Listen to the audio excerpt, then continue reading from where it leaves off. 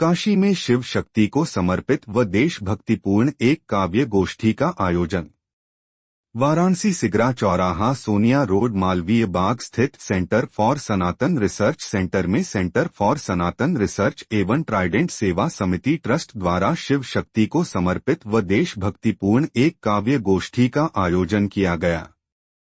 उक्त मौके सामाजिक संस्था नादान परिंदे साहित्य मंच के संस्थापक डॉक्टर सुभाष चंद्रा ने सेंटर में सेंटर फॉर सनातन रिसर्च एवं ट्राइडेंट सेवा समिति ट्रस्ट का आभार प्रकट करते हुए बताया कि आज यहां सेंटर में संस्था से जुड़े सभी कवियों को शिव शक्ति समर्पित देशभक्ति एवं वर्तमान के ज्वलंत मुद्दों पर काव्य संगोष्ठी का अवसर प्राप्त हुआ।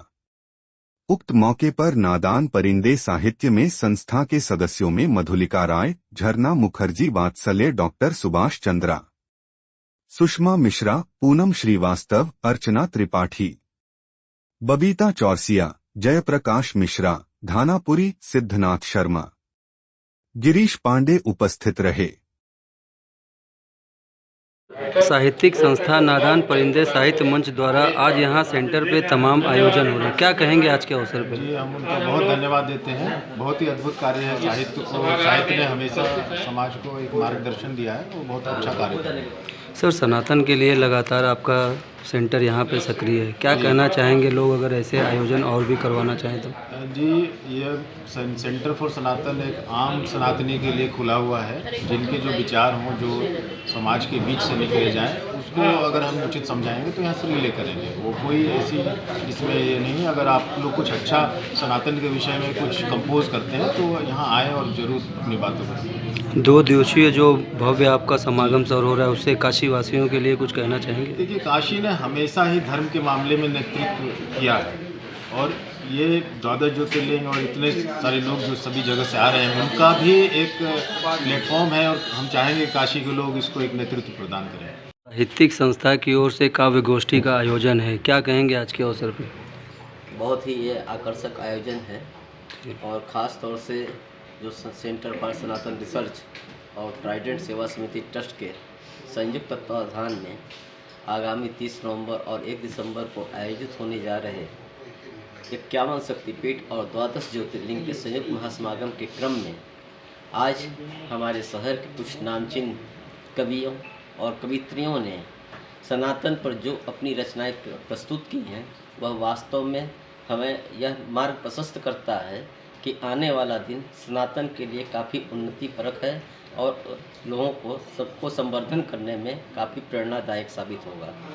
सर, अगर बात की जाए कविता की, तो जहाँ तक है कि सनातन के संरक्षण का ही एक निष्कर्ष या कंक्लूजन आ रहा है। क्या कारण है सर कि सनातन को अभी तक अपने आप के लिए इतना आयोजनों की ज़रूरत पड़ रही है? अगर हम वैश्विक परिदृश्य में देखें तो आज सनातन को मजबूत एक आधार देने की आवश्यकता आ पड़ी है।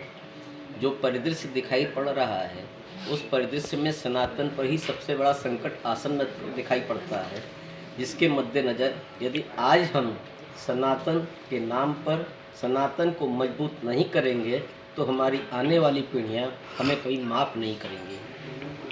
वर्तमान में सर, जिस प्रकार से गुरुकुल को लेकर के लोगों की बातें आ रही हैं, इसमें 2 फाड़ है। लोग बताते हैं कि जो पहले की परिस्थिति थी वो गुरुकुल के लिए सूटेबल थी, वर्तमान में गुरुकुल केवल एक कल्पना मात्र है या उत्तम गुरुकुल केवल एक कल्पना, क्या कहेंगे? ये इस पर लोग थोड़ा सा भ्रमित हैं, लेकिन मेरा व्यक्तिगत मानना है और हमारे संगठन का भी ये मानना है कि सनातन ही हमारा मूल है और सनातन ही हमारा मूल रहेगा। गुरुकुल व्यवस्था सनातन का एक मजबूत स्तंभ रहा है और आने वाली पीढ़ियों को अगर हमें मजबूती देनी है तो हमें गुरुकुल परंपरा को अक्षुण्ण बनाए रखना पड़ेगा। जी सर, साहित्यिक संस्था नादान परिंदे साहित्य मंच द्वारा आज राष्ट्र समर्पित काव्य गोष्ठी हुई है, क्या कहेंगे आज के अवसर पे? आज डॉक्टर सिद्धार्थ जी के द्वारा, इस संस्था के द्वारा जी जो यहाँ पर कवि गोष्ठी का आयोजन हुआ, ये निश्चित रूप से बहुत सराहनीय है, बहुत उत्साहवर्धक है। कवियों का जो उत्साह सनातन धर्म पर बोलने का था, वो बहुत प्रेरणादायी था। तो मैं कहूँगा कि यह बहुत यशस्वी आयोजन इस संस्था के द्वारा हुआ है। समाज जागरण के लिए इस प्रकार के कार्यक्रम बार बार आयोजित किए जाए, ऐसे निश्चित रूप से आज का कार्यक्रम देखकर लगा है। सर सनातन धर्म को लगातार राजनीति के धुरी पे लाया जाता है। सर क्या कारण है और क्यों सनातनी इतने अपने आप को सर ऐसा महसूस करते हैं? राजनीति लोग तो जो फायदे की बात होते हैं होती है, फायदे की बात वह करना चाहते हैं। सनातन धर्म से कुछ फ़ायदा हो, एक तो उसके अगेंस्ट में बोलने से भी फ़ायदा होता है या उससे सकारात्मक बोलने से भी फ़ायदा होता है। तो ऐसे फ़ायदे की बात राजनीति के लोग करते हैं। वो कोई आने वाले कल की बात करते नहीं हैं, आने वाले जनरेशन की बात उनके सामने नहीं होती है, तो सिर्फ फ़ायदे की बात होती है। और ऐसे लोगों का भविष्य भी बहुत ठीक नहीं होता है। एक होता है सिर्फ उससे थोड़ा हमारे धर्म का और देश का नुकसान होता है। तो जितने भी हमारे यहाँ के सोचने वाले नागरिक हैं, उन्होंने इसके बारे में सोचना चाहिए। जो अच्छा है, जो सच्चा है, जो पक्का है, उसका साथ देना चाहिए।